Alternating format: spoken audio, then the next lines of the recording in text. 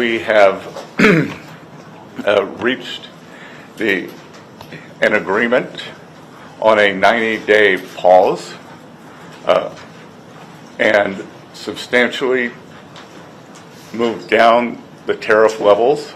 Both sides on the reciprocal tariffs will move their tariffs down 115%. In a stunning reversal of what many feared was a full-blown trade war, the United States and China have agreed to slash tariffs on each other's goods, not gradually, but overnight, and by a jaw-dropping 115%. By May 14th, reciprocal tariffs 125% to just 10%, a move neither side had hinted at just days ago. The announcement came after an unusually short but intensely productive weekend in Geneva. The first high-level meeting since President Donald Trump reignited the tariff war in January. Ambassador Jameson was familiar with two of the other leaders on the delegation from his previous time, so there was very good personal interaction. Both countries represented their national interests very well. Besant called the talks productive, China's vice premier. He Lifeng echoed that calling the dialogue candid and in-depth. That tone alone signals a seismic shift in U.S. China relations. China's Vice Minister Li Chenggang made clear any deal had to serve China's long-term interests, but cooperation, not confrontation, was the path forward. The two sides held in-depth exchanges on trade and economic issues of their respective concern.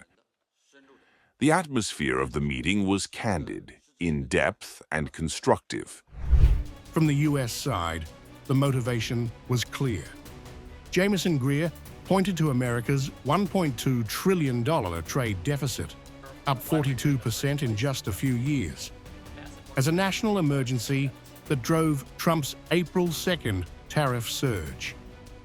The United States trade deficit has ballooned over the past several years, ending up at $1.2 trillion deficit in goods as of the end of last year, which was an approximately 42% increase over a few years prior, when there was an $850 billion trade deficit at the beginning of the Biden administration. Now comes the real shocker.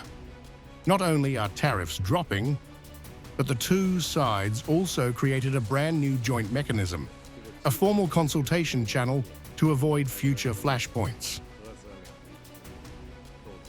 Besant framed it as a breakthrough the world didn't know it needed.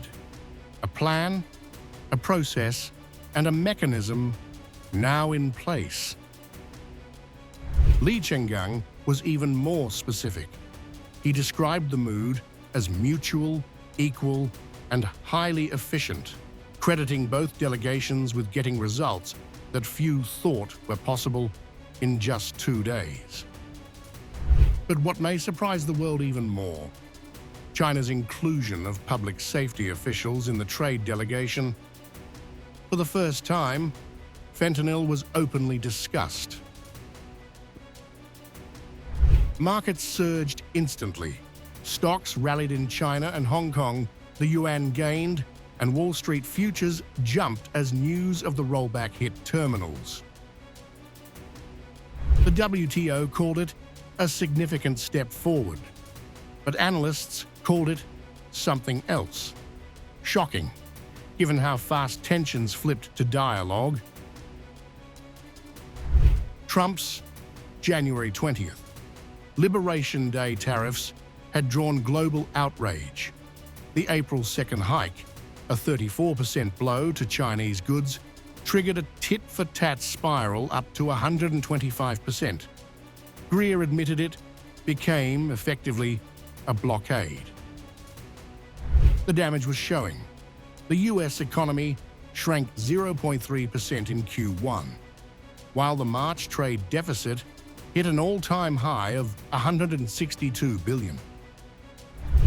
Then came Trump's Saturday bombshell, a social media post calling the talks a total reset, with great progress made, signaling a pivot from pressure to partnership.